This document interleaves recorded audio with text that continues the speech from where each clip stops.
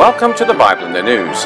This week the news was full of significant events, some very frightening, such as the nuclear tests conducted by North Korea, which have emphasized the time in which we live as a time when men's hearts are failing them for fear.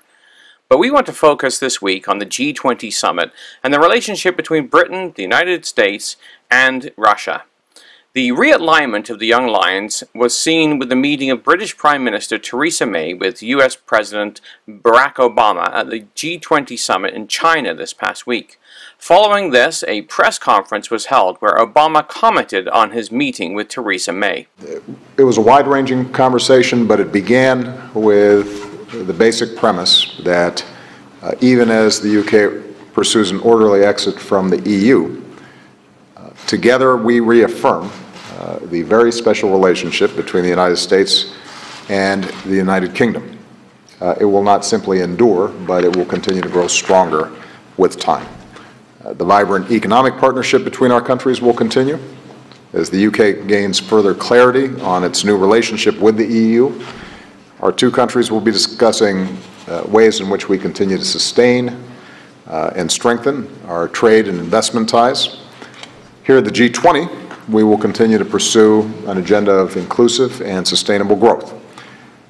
When it comes to security issues, under Prime Minister May, the UK has reaffirmed its strong commitment to the transatlantic security architecture. We are NATO allies. We see the world in the same way. We will continue to oppose Russian aggression in Ukraine. We will continue to counter cyber threats. We will continue to work diligently to root out terrorist networks and will work to destroy ISIL. We will continue to count on being able to stand together, stand strong with our British friends to make sure that international norms and rules are enforced and are maintained. The bottom line is that we don't have a stronger partner anywhere in the world than the United Kingdom, and despite the turbulence of political events over the last several months, we have every intention to making sure that that continues. This is specifically significant as it echoes the language of Ezekiel 38, looking forward to the future invasion of Israel when Britain, Tarshish, and America, along with the rest of the Young Lions, will protest the change in international norms when Russia invades Israel. We read in Ezekiel 38 and verse 13 that Sheba and Dedan and the merchants of Tarshish, with all the young lions thereof, shall say unto thee, Art thou come to take a spoil? Hast thou gathered thy company to take a prey? To carry away silver and gold, to carry away cattle and goods, and take away a great spoil? Well, British Prime Minister Theresa May went on to confirm the special relationship Britain has with the United States. As you say, the United States is a special partner for the United Kingdom, a long-standing ally and a close friend. We share the same values of freedom, openness and tolerance. We share intelligence and technology. Our troops train, fight and recuperate together. And together we do more together than any other two countries in the world. And I think that's as true now as it has ever been. First, we have talked about Britain's decision to leave the European Union, the process now and what Brexit means for the UK's relationships with our European friends, but with other countries too. The UK has always been a strong partner for the US, and that will remain the case. We have a thriving economic relationship. British businesses export twice as much to the United States as they do to our next largest market, and the United States is the largest inward investor in Britain, with total American investments providing more than 1 million jobs. We need to build on that strong foundation as the UK leaves the EU.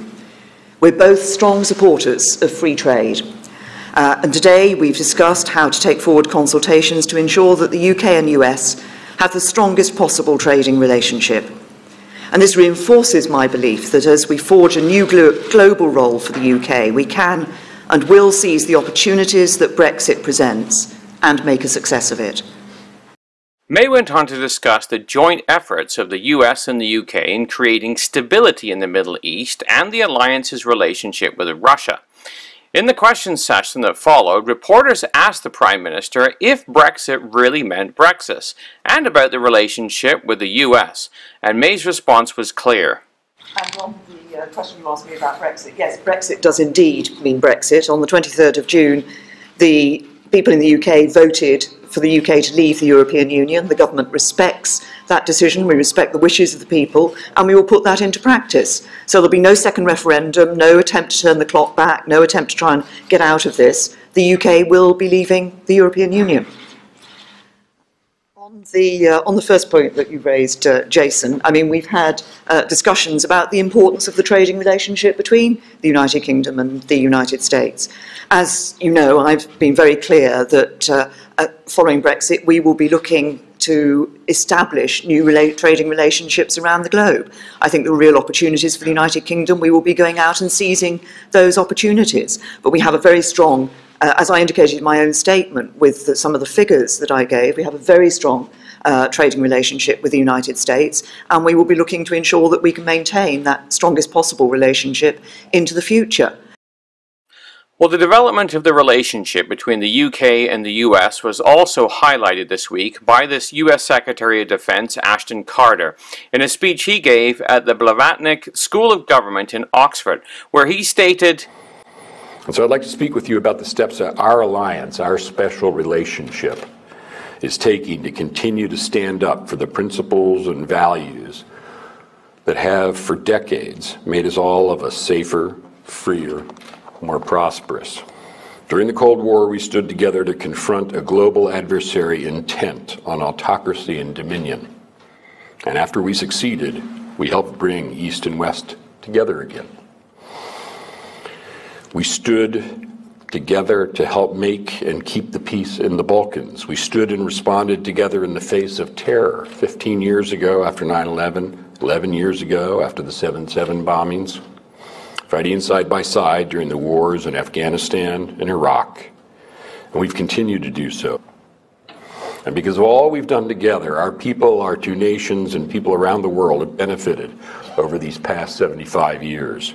The world's become more prosperous and dynamic as a result. All that change, economic, political, military, social, technological, personal, national, regional, global, has produced many opportunities for both our nations, but it's also created challenges, crises as well. Of course, here in Europe, the United States is standing with the United Kingdom and America's NATO allies and taking a strong and balanced approach to deter Russian aggression. With all the change in the world, the inherent logic of our country's special relationship still stands. That was true the day before the Brexit vote, and it's true today after the Brexit vote. The United States respects the decision of the British people, and we're committed to continuing to partner together in the months and the years ahead. While I said before the vote that I wished it would go the other way, I'm confident the US and the UK will now focus on the future, and that's what I'm doing. We see that in the ambitious, forward-looking Strategic Defence and Security Review conducted by the UK government last year, which has quickly progressed to the implementation phase.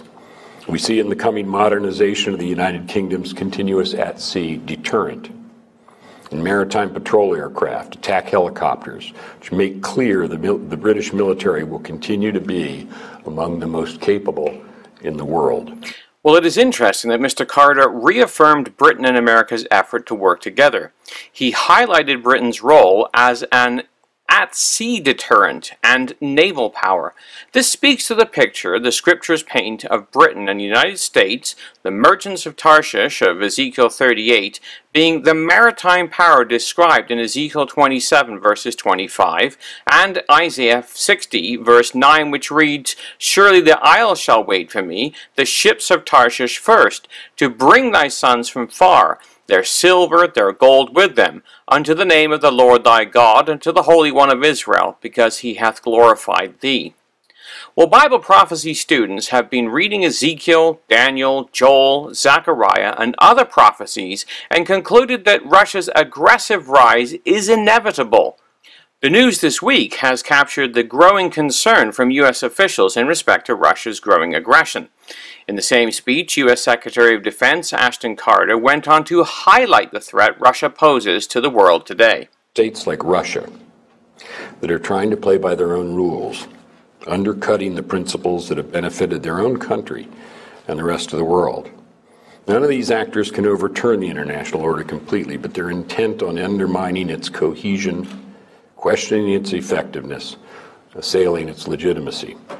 Despite the progress that we made together in the aftermath of the Cold War, Russia's actions in recent years, its violations of Ukrainian and Georgian territorial integrity, its unprofessional behavior in the air, in space, and in cyberspace, as well as its nuclear saber-rattling, all have demonstrated that Russia has clear ambition to erode the principled international order that has served the United States, our allies and partners, the international community, and in fact Russia itself so well.